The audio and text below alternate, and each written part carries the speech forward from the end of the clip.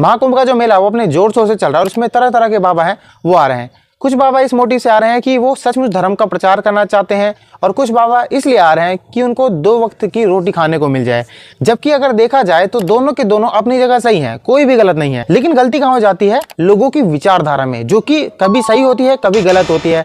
कभी वो लोग बहुत जल्दी जज कर लेते हैं तो कभी बहुत लेट जज करते हैं। और ऐसे ही सिचुएशन की एक वीडियो सामने आई महाकुंभ से, जिसमें कांटे वाले बाबा जो हैं वो कांटे पे लेटे रहते हैं और लोग जो है वो अपनी श्रद्धा के अनुसार उनके ऊपर पैसे चढ़ा के चले जाते हैं। लेकिन इसमें इशू कहाँ उठता है कि उसमें एक लड़की होती है जो कि कूल बनने के चक्कर में उस बाबा को एक्सपोज करती है, जो कि एक तरीके से एक्सपोज करना नहीं भी था, लेकिन वो करती है। उस बाबा से जबरदस्ती उसके पैसे भी मांगती है।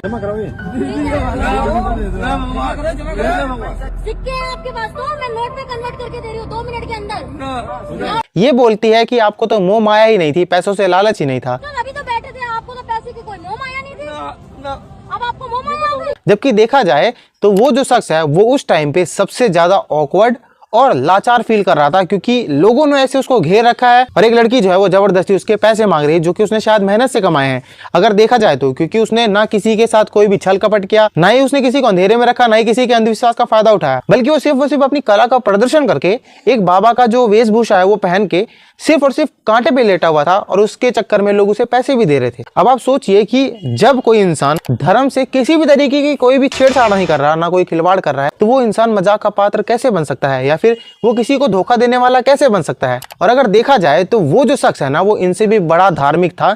वो अपने धर्म का पालन कर रहा था कि वो पैसे कमा रहा था अपने परिवार का पालन पोषण करने के लिए। और सबसे बड़ा जो धर्म होता है ना वो ये होता है कि आप अपने धर्म पे कितने अडिग हैं।